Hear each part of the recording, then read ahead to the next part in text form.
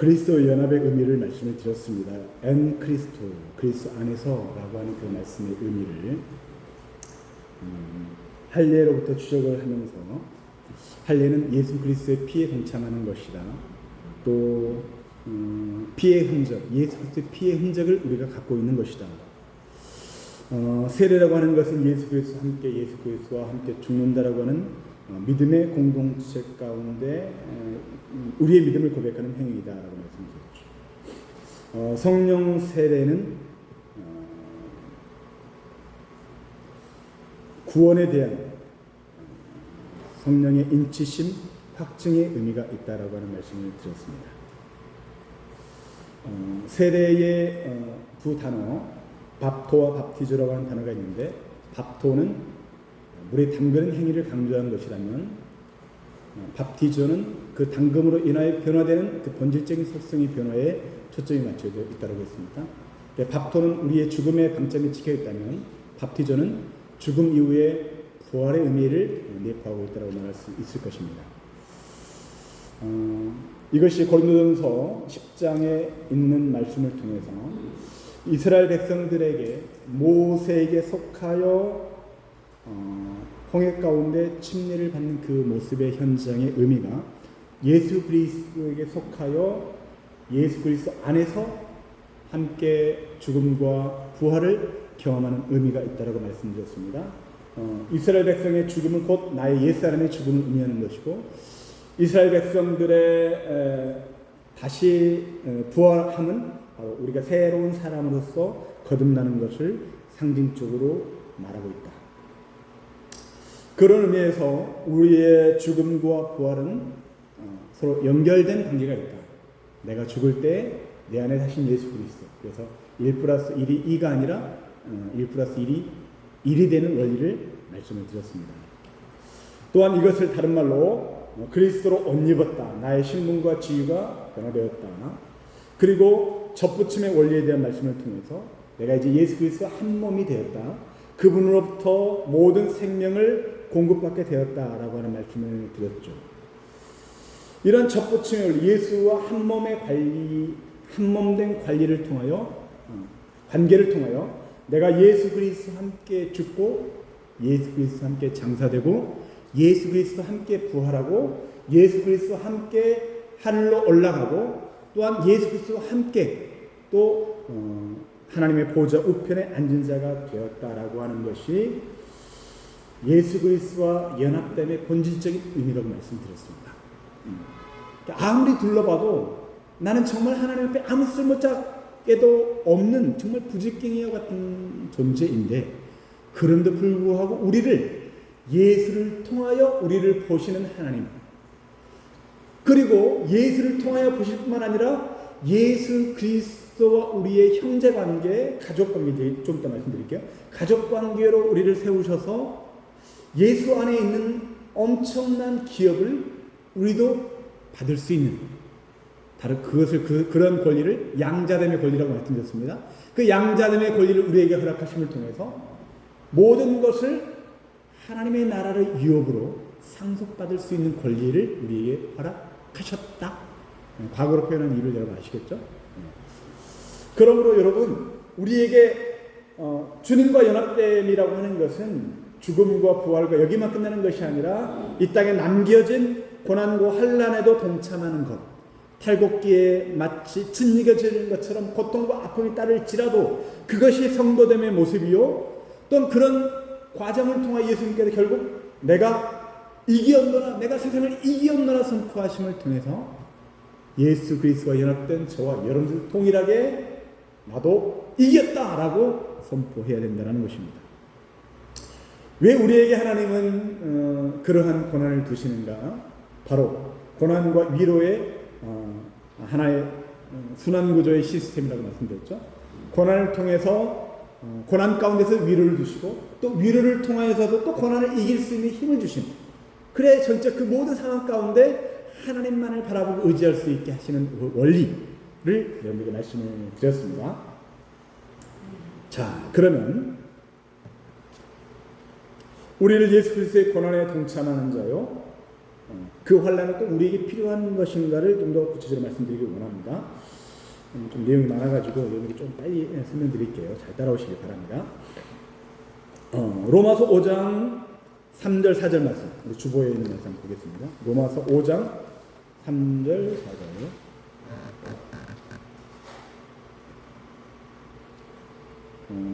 예, 오른쪽 중간에 있습니다. 로마서 5장 3절 4절 한 목소리 읽겠습니다. 시작. 다만 이뿐 아니라 우리가 환난 중에도 즐거워하나니 이는 환난은 인내를, 인내는 연단을, 연단은 소망을 이루는 줄 알미라. 환난이 어떤 결과를 가져오는지 그 메커니즘에 대해서 말씀하고 있습니다. 여기서 보면 환난 중에 즐거워한다라고 말씀하고 있죠. 환난 가운데 즐거워한다. 참 놀라운 말씀입니다. 이제 즐거워한다라고 하는 말의 뜻은, 본뜻은 자랑하다, 뽐내다라는 거예요. 여러분에게 한번 적용해 보세요. 여러분에게 닥친 환난을 자랑하고 뽐내라는 거예요. 이게 어떻게 말이 됩니까? 환난 때문에 너무 힘든데 환난을 자랑해라, 환난을 뽐내라. 야, 내가 지금 이런 환난을 갖고 있어. 야, 할렐루야, 뽐내라는 거예요, 여러분. 넌센스 같은 말씀이지만 여기에는 큰 의미가 있습니다. 그 환난은 결국 맨 마지막에 뭘 만들어낸다고 말하고 있습니까? 소망을 이룬다. 환난을 통해서 몇 단계의 단계가 있지만 그 마지막 최종적인 결론은 우리에게 소망을 이루시는 그 환난이다. 그러므로 우리가 그 환난을 뽐내고 자랑해야 된다라고 권면하고 있는 것입니다. 좀 더 구체적으로 살펴보기를 원합니다. 인내라고 하는 휘포모네라고 하는 말이 단순히 참는 것이 아니라 믿음의 정절을 지키면서 변치 않고 굳게 서 있는 것. 그러니까 우리에게 환난을 통해서 끝까지 인내하는 그 모습이 바로 우리의 하나님 앞에서 굳게 서도록 만드는 것이다 라고 말하고 있습니다. 또한 그 환난은 거듭난 성도 안에서 여전히 공존하는 죽을 몸, 환난을 통해서 마치 우리를 영광로에 집어넣는 겁니다. 영광로에 집어넣어가지고 마치 금덩어리라고 합시다. 네. 금광석이라고 해요. 금광석. 근데 금광석이 다 금이면 좋겠지만 엄청난 불순물이 섞여 있잖아요. 그 영광로에 딱 집어넣으면 모든 찌꺼기들이 위에 뜨잖아요. 그걸 딱 걷어냅니다. 그러면 딱 남아있는 걸 딱 보면 순도 100%의 금이 나오는 거예요. 우리의 더러운 옛사람의 모습들을, 죽을 몸 옛 성품들을 쳐내는 역할이 바로 이러한 인내의 과정, 환난을 통한 인내가 만들어내는 것이다 라고 말하는 것입니다. 사실 인내하는 게 사실 어렵습니다. 저도 그래요. 인내하는 게 어렵습니다. 그러나 여러분들 딱 보니까 그나마 다른 교회보다, 저쪽 교회보다 우리가 더 많이 인내한 것 같아요. 딱 보니까, 여러분들 보니까 감사할 일이죠. 인내할 수 있다는 것이 감사한 일입니다. 자, 그런데 우리가 인내가 안 되니까 육신의 나를 치기 위한 대표적인 방법으로 금식을 하죠. 금식을 합니다. 그래서 저는 사실 금식을 잘 못해요. 어떤 분들은 일주일 금식을 몇 번 하고 40일 금식을 몇 번 하고 막 그런 분들이 저는 그렇게 안 되더라고요.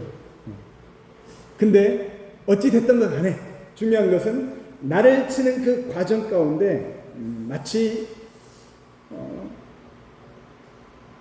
약초가 어디에 납니까? 정말 좋은 약초들은 남들이 다가설 수 없는 그곳에 나죠. 벼랑 끝에 있는 남들의 손이 닿지 않는 그곳에 손이 닿지 않기 때문에 오랫동안 피어있는 거죠. 아무런 생각. 여러분들이 여러분의 삶에 고난과 환난이 있다 할지라도 나를 쳐내는 그런 과정을 통하여 그리고 인내함을 통해 하나님께서 나를 하나님의 완성품으로 지금 만들어가고 계신다 라고 하는 것을 우리가 이해해야 하는 것입니다. 마치 그런 것입니다. 욥의 고난을 통하여 그가 고백하는 것이 욥기 42장 5절 내가 죽게 대하여 귀로 듣기만 하였사오나 이제는 눈으로 주를 보았나이다. 사랑하는 성도 여러분, 그렇습니다. 하나님에 대하여 아는 것도 당연히 중요하죠. 하나님에 대한 지식과 하나님에 대한 다양한 것들을 아는 것 중요하죠. 그러나 더 중요한 것은 하나님을 실제적으로 경험하는 것입니다. 불꽃 가운데 다가오시는 하나님의 임재를 우리가 지식적으로 배웠다면 그것이 나의 실제가 되어야 한다는 것입니다. 이게 여러분들에게 일어나지 않는다고요? 그러면 의문을 품으셔야 돼요. 왜 하나님 나에게 일어나지 않습니까? 성경의 일들이 왜 나에게 일어나지 않습니까? 라고 하는 그 의문점을 직접 하나님께 여쭤보셔야 됩니다. 모세에게 말씀하신 하나님이시라면 당연히 나에게도 말씀하신 하나님이 맞을 텐데 그 하나님 나에게 말씀하여 주옵소서. 진실로 욥은 그 고난을 통하여 귀로 듣던 하나님이 이제 눈으로 보고 만진 하나님이 되었다라고 고백했던 것처럼 여러분들의 오늘의 삶의 현장 가운데 고난과 또 그 고난의 현장 가운데 인내의 과정을 통하여 하나님의 진실로 만나고 그 하나님이 실제적으로 만지는 하나님으로 나의 하나님으로 고백되는 현상이 있기를 소망합니다. 그리고 그 인내는 연단을 만들어낸다고 합니다. 연단이라고 하는 것은 어떤 목적에 맞도록 그 질이 검증된 것을 말합니다. 제가 오전에 말씀드렸잖아요. 요것이 요 용도도 제대로 된, 잘 됐네? 이렇게 하는 것처럼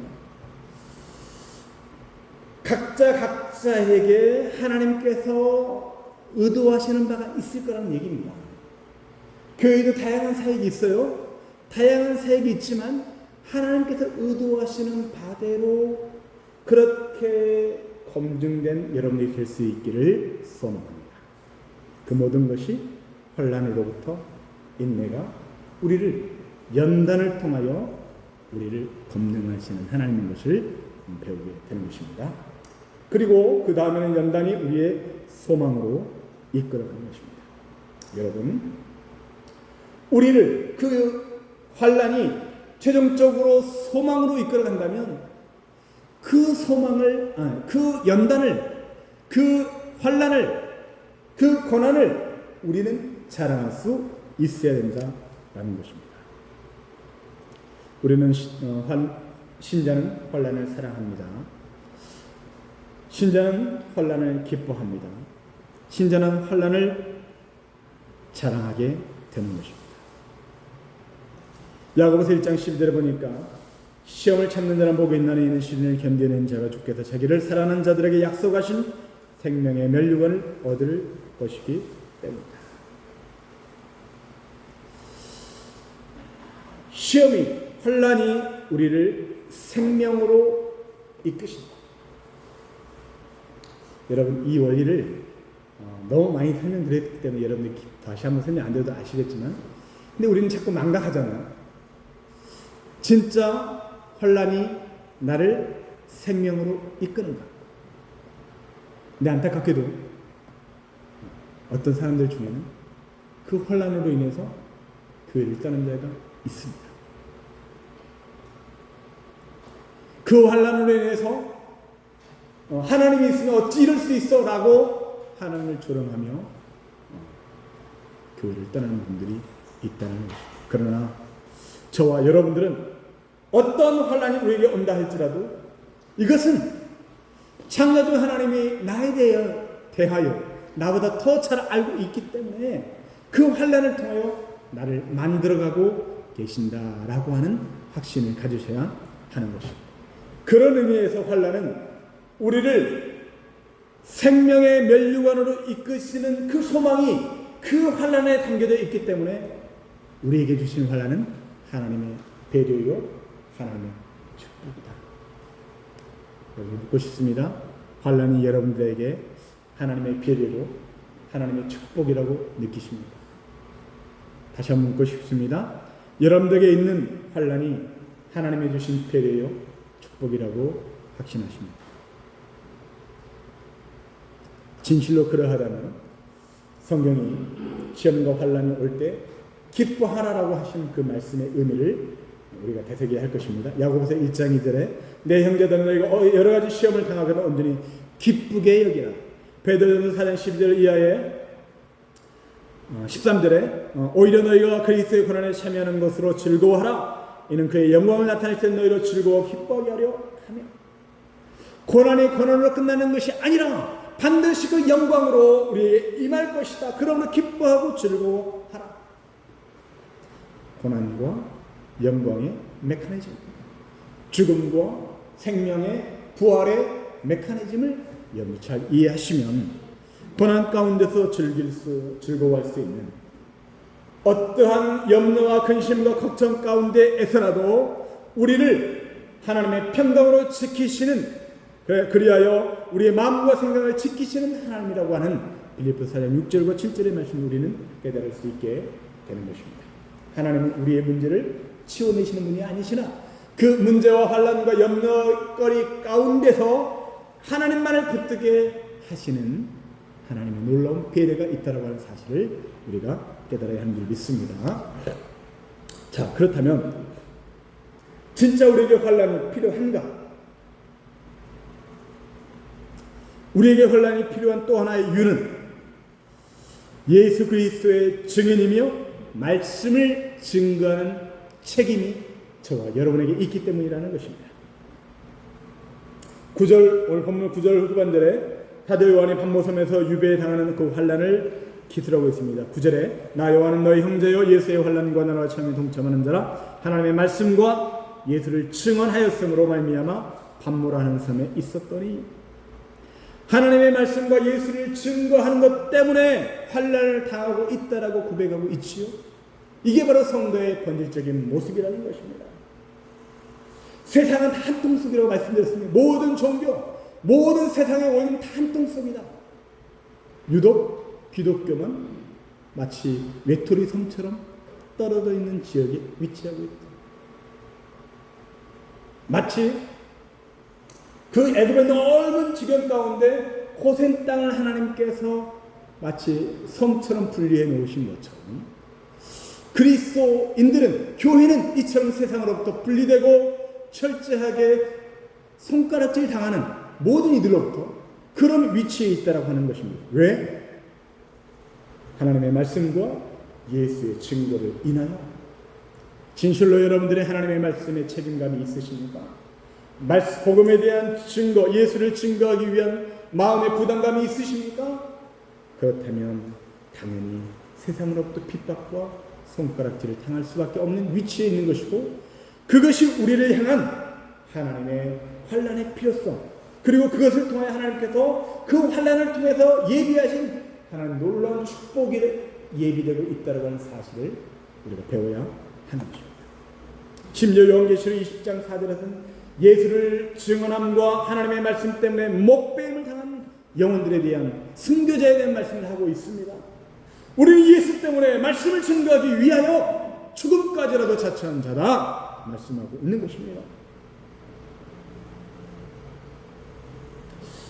우리는 예수 그리스도의 환난에 동참하고 있을 뿐만 아니라 이처럼 또한 우리는 하나님의 나라에 동참하고 있는 자다.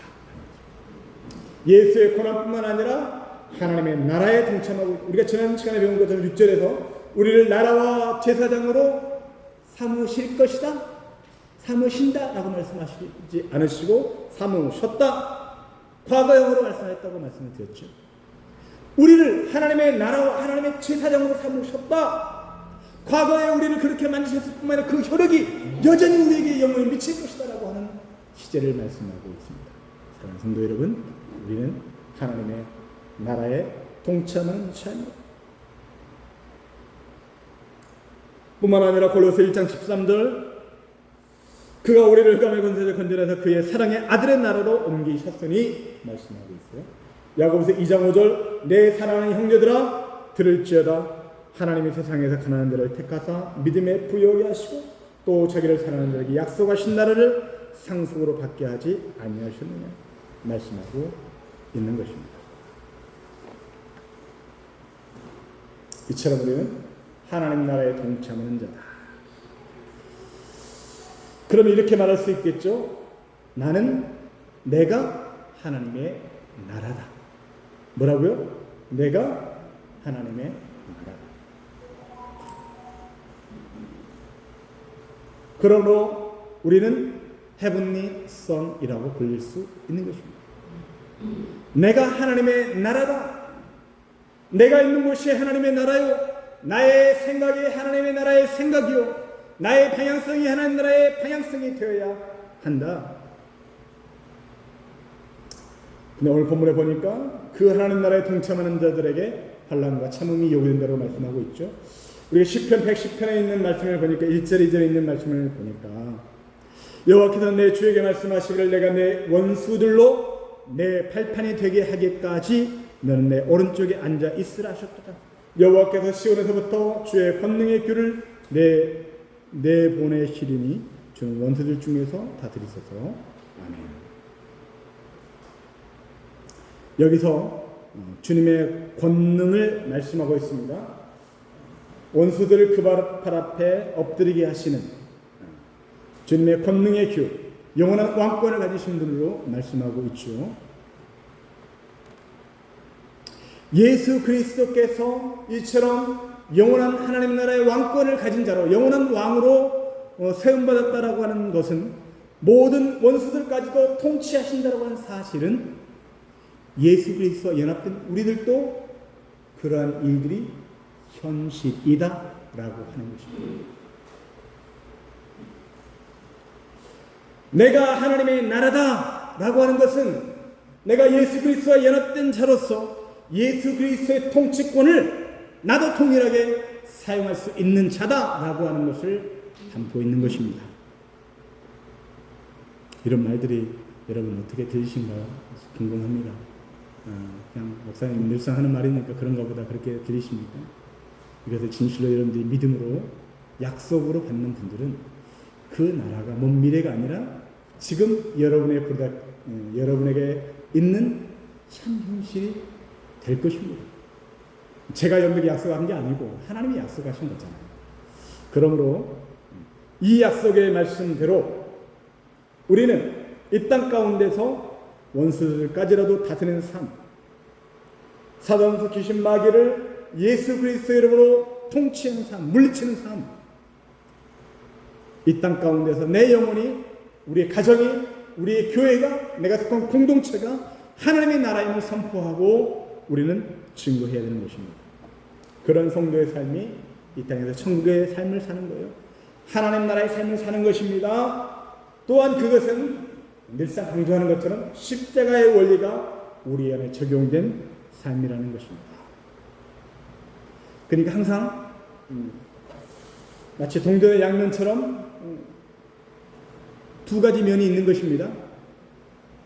이 땅에서 고통, 십자가의 삶의 원리가 다른 게 아니죠. 이 땅에서 손해보고 내가 고통당하고 욕을 당하고 침뱉음을 당하고 그 모든 것, 그 이면에 하나님께서 나와 함께 하시고 하나님의 예수 그리스도 통치권을 내가 이양받은 자로서 그 통치권을 행사할 수 있는 자다라고 하는 사실. 그러므로 우리의 싸움은 혈과 육으로 싸우는 것이 아니라 하나님의 말씀으로 영의 원리에 따라서 싸우는 것이다라고 말씀하고 계십니다.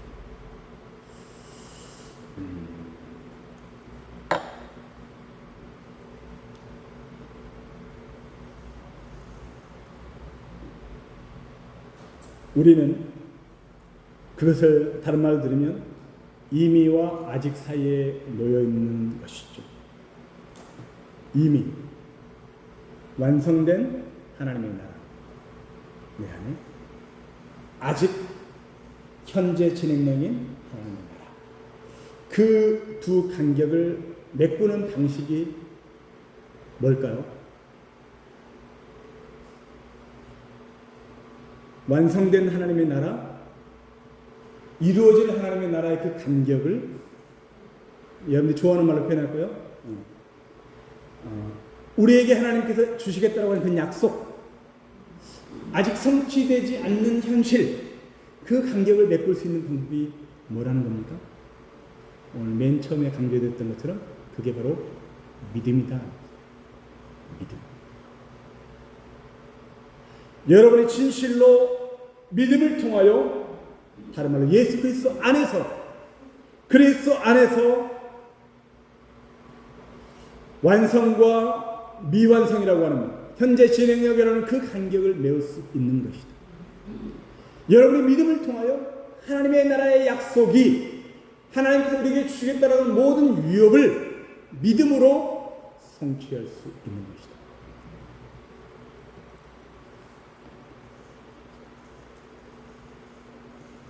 모든 것을 믿음의 관점으로 보는 것이 바로 주님과 연합된 자가 바라보는 관점입니다. 세상의 관점은 너 미쳤어? 그게 말이 돼? 그게 논리가 있어? 그게 합리적이야? 네 경험적으로 그게 말이 되냐고? 이렇게 세상은 이야기하지만, 그럼에도 불구하고 하나님의 약속이기 때문에 나는 묻고 더블로 가. 유행어 있잖아요. 믿고 더블로. 그런 마음으로 하나님의 말씀이면 나는 이해가 안 되고 잘 좀 감각이 안 돼도 그냥 하나님 말씀만 믿고 따라간다라고 하는 그 자세가 우리 안에 있어야 한다는 것입니다. 이것이 주님과 연합된 자의 삶의 모습이고, 이러한 주님과 연합된 모습은 결국 성도의 연합으로 연결되는 거죠. 성도의 연합으로 연결된다고 하는 것은 저와 여러분들이 예수 피로 수혈받은 존재다라는 겁니다. 여러분 안에, 우리 안에 예수 피가 흐르는 한 식구다. 같은 피를 물려받으면 한 식구잖아요. 맞습니까? 한 혈통. 그렇죠? 우리는 모두 예수 피가 흐르는 한 혈통의 사람들이다 라고 말하는 것입니다. 히브리서 2장 11절 12절 거룩하게 하시는 이와 거룩하게 함을 입은 자들이 다 한 근원에서 난지라. 그러므로 형제라 부르시기를 부끄러워하지 아니하시고 이르시되 내가 주의 이름을 내 형제들에게 선포하시고 내가 주를 교회 중에서 찬송하리라 하셨다라고 말씀하십니다. 사랑하는 성도 여러분, 우리는 한 근원에서 나왔다, 한 피가 흐른다라고 하는 그 본질적인 의미를 쭉 올라가면 하나님은 우리의 아버지시다. 하나님이 우리의 아버지시다라고 하는 그것을 향하고 있다는 것입니다. 그러므로 교회 안에 있는 모든 분들을 부를 때 때로는 집사님, 권사님, 성도님 부르기도 하지만 우리는 예수 그리스도 안에서 한 형제요 자매된 자가 되었다. 한 형제다라고 말하는 것입니다. 왜? 아버지가 한 분이시고 예수 그리스도를 큰형님으로 모시는 피를 나는 형제가 되었기 때문입니다.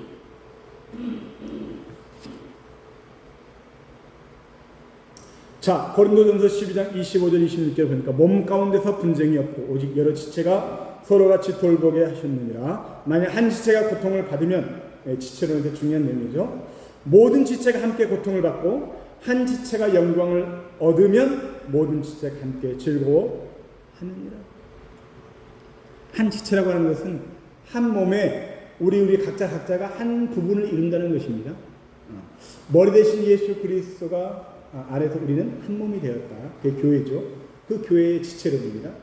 우리가 예수 그리스도 안에서 한 지체가 되어서 한 지체 한 몸이 되었다라고 하는 것은 손가락이 아프면 우리의 모든 지체가 함께 아파야 된다는 거죠. 발가락에 찔렸으면 발가락만 아픈 것이 아니라 우리 모든 지체가 아파야 된다. 이것이 바로 지체론의 본질적인 의미입니다. 그래서 예수 그리스도 안에서 한 형제 자매된 자들은, 지체된 자들은 생사고락을 함께하는 가족으로서의 교회다. 우리는 그 누가 아무도 우리를 하나님 아버지를 한 분으로 모신 가족 공동체에서 우리를 아무도 빼갈 수 없다라고 말할 수 있는 겁니다. 사랑하는 성도 여러분, 저는 우리 숙지교회 모든 성도님들이 진실로 함께 아파하고 함께 바라보고 또 한 마음을 품고 나가기를 소망합니다.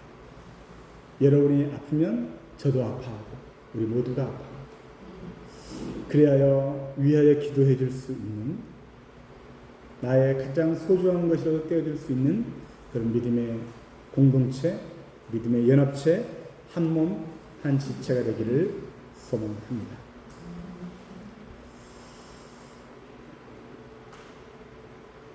마지막을 살고 있는 우리들은 요구되는 것이 바로 견딤, 참음, 인내라는 것이죠. 우리에게 여전히 환난이 있고 요한계시를 보니까 엄청난 환난이, 상상할 수 없는 환난이 우리를 향해서 기다리고 있다라고 말씀하고 있습니다. 그러니까 그 말의 의미는 해석해 보면 지금 여러분이 당하는 고난과 환난은 마지막 때 진짜 그때 당할 환난에 비하면 아무것도 아니다. 이런 세 마리의 피에 불과하다. 그러나 오늘 우리에게 있는 그 작은 환난이라 할지라도 함께 아파하며 함께 눈물 짓고 함께 기도할 수 있는 자가 되어야 한다라는 것입니다.